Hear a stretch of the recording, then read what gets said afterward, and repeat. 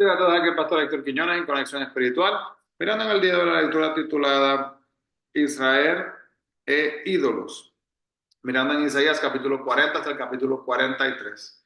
Señor, eres maravilloso, te adoramos, te damos toda gloria y toda honra, te amamos, Señor, y te agradecemos, Padre, por otro día de vida. Venimos delante de tu presencia, Señor, presentando nuestras vidas, Señor, como un perfume fresco hacia ti.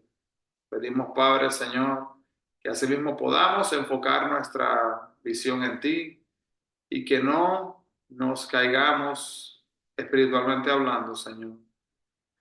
Que no nos postremos frente a las dificultades ni que los demos por vencidos, Señor, ya que tenemos una responsabilidad contigo diariamente. En el nombre de Jesús, háblanos, mi Cristo. Amén y amén. Así que, hermanos, vemos acá entonces en estos capítulos, el 40 y el 41. El capítulo 40 se enfoca en lo que es consuelo para el pueblo de Israel y el capítulo 41 se enfoca en la causa contra los rivales de Dios, que son los ídolos. Entonces se ha dicho que el libro de Isaías es la Biblia en miniatura. Hay 66 libros de la Biblia y hay 66 capítulos del libro de Isaías. Sus 66 capítulos tienen afinidad con los 66 libros de la Biblia. Sus primeros 39 capítulos, como los primeros 39 del Antiguo Testamento, proclaman juicio sobre la pecaminosa humanidad. Y la paciencia de Dios es grande, pero Él no permitirá que el pecado a sí mismo persistente quede sin castigo. Comenzando con la sección de hoy, los últimos 27 capítulos de Isaías, como los 27 libros del Nuevo Testamento, proclaman un mensaje de consuelo y también de esperanza. Y el Mesías viene para ser el salvador del pueblo pecador, como podemos así mismo ver. Por lo tanto, cuando dice consolados, consolados, pueblo mío, dice vuestro Dios en el capítulo 40. Así que podemos ver así también la esperanza del porvenir. En el mismo, asimismo, en la misma Biblia podemos ver entonces que el libro de Isaías hace un cambio dramático entonces en este momento, en este punto.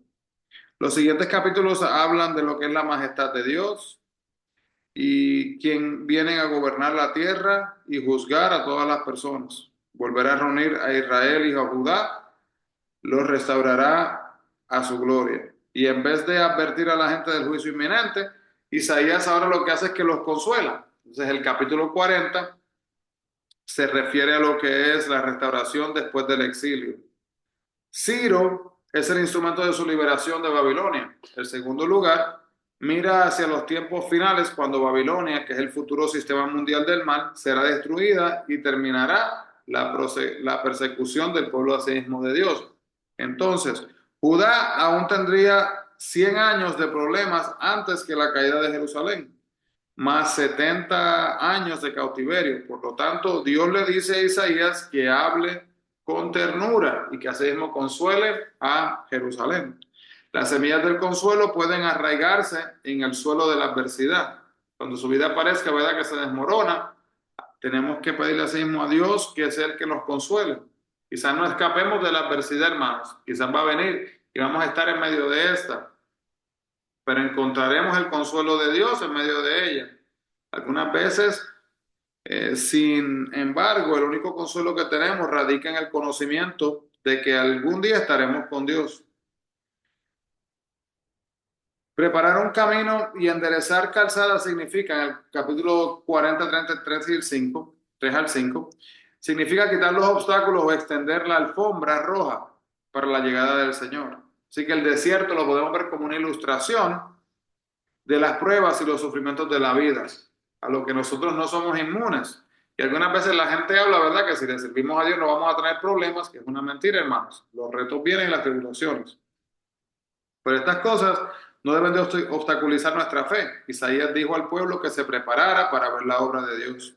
Juan el Bautista utilizó estas palabras cuando exhortó a la gente a prepararse para la llegada del Mesías en Mateo capítulo 3, versículo 3. Entonces acá en el capítulo 40, 66 al 8 se hace una comparación entre la gente con la hierba y las flores que se marchitan. Nosotros somos mortales, pero la palabra de Dios es eterna y nunca falla. Entonces la opinión pública cambia y no es confiable, pero la palabra de Dios es firme. Entonces únicamente en la palabra eterna de Dios hallaremos soluciones duraderas para los problemas y también las necesidades. A menudo se describe a Dios como un pastor que con amor cuida y guía a su rebaño. Él es fuerte y poderoso y sin embargo cuidadoso y amable también. Se le llama pastor, el buen pastor, el gran pastor, el príncipe de los pastores. Y hay que entender también, hermanos, que es el pastor, ¿verdad?, que protege a los miembros indefensos de la sociedad, a los niños y también cuida de ellos, etcétera. Isaías describe entonces el poder de Dios para crear su provisión y su presencia para ayudar. Como Dios es omnisciente, omnipotente y omnipresente, Él es todopoderoso, hermano, todo es posible para Él, pero aún así, hermanos, cuida de cada uno de nosotros de manera personal, ya que ninguna persona, ninguna cosa, hermanos, puede compararse a Dios, como lo dice el capítulo 40-25. Entonces, aún la gente más fuerte, hermanos, se cansa por momentos, pero es importante entender esto, que el poder de Dios, hermanos, nunca disminuye, siempre está ahí disponible para cada uno de nosotros. Esperar en Jehová es saber que su fuerza prometida nos ayuda a levantarnos por encima de las confusiones y dificultades de la vida. Significa también confiar en Dios. Esto nos ayuda a prepararnos, ¿verdad?, para cuando Él nos habla. Entonces seremos pacientes cuando nos pida que esperemos el cumplimiento de las promesas que se encuentran asimismo en su palabra. En capítulo 41 vemos, ¿verdad?, que cuando dice la frase del oriente, estamos hablando de Ciro II de Persia, quien sería rey un siglo y medio después. Y cuando entonces viene y conquistó Babilonia en 539 a.C. y fue responsable del decreto de liberación de los judíos cautivos para que regresaran así mismo a Jerusalén. Escuche esto, hermanos, bien importante. Dios puede inclusive así mismo utilizar a un gobernante pagano para proteger y cuidar a Israel, porque Él tiene el control de todos los imperios y la política mundial. Así que confiemos en Dios y no nos ocupemos, no nos preocupemos, ¿verdad?, del cómo, porque Dios es Dios y va a encontrar una manera. Así que cada generación queda atrapada en sus problemas, pero el plan de Dios abarca a todas las generaciones. Y cuando sus bisabuelos, ¿verdad?, vivían, por ejemplo, Dios obró personalmente en la vida de su pueblo. Cuando sus bisnietos vivían, Dios seguirá obrando de la misma manera en sus vidas también. Dios eligió a Israel mediante Abraham porque así lo quiso. No era, hermanos, porque el pueblo lo mereciera, porque eran perfectos y nunca van a cometer fallas ni errores. A pesar de que Él eligió a los israelitas para representarlos ante el mundo, estos fracasaron en lograrlo. Entonces, por lo tanto, Dios los castigó y los envió al cautiverio.